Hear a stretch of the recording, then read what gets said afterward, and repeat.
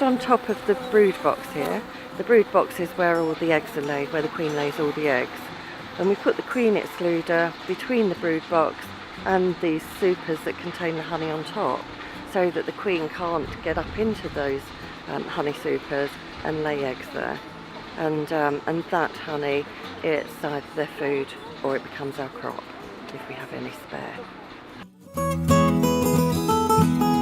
So we're taking the queen excluder off now, and what we'll do next is we'll go through the brood box frame by frame, and what we usually check for is firstly that they've got plenty of food, secondly that there's no disease in the hive, and if there is we identify it and we take appropriate action. With our queen is clipped.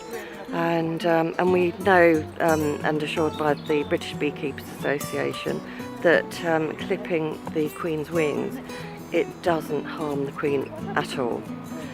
And we clip the queen because it helps us control swarming. Because if the queen can't fly away, then the bees won't go anywhere.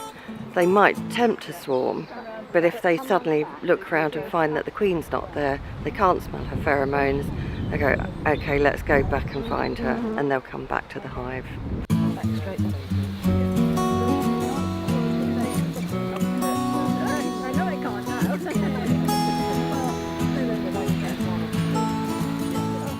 We've noticed that we have a lot of drone brood this year, and a little bit more than usual. We don't have anything to worry about. We've got plenty of worker brood as well, and but yeah, the drones don't really do too much. You know, they're only here for one reason, and that's to mate with the queen. And so once that job is done, that the lucky drones that manage to mate queens, then they die, sadly. But the other drones that are still remain in the hive, they just really sit around the rest of the year watching telly, putting their feet up and eating all the food. So not much use otherwise, guys. The amount of honey that we get each year actually varies enormously. Last year we got over 300 jars. The previous year I think we only got about 25 jars. And it just depends on the weather, what the bees are doing, and we can't predict it. And it's not just us, all beekeepers I think find the same.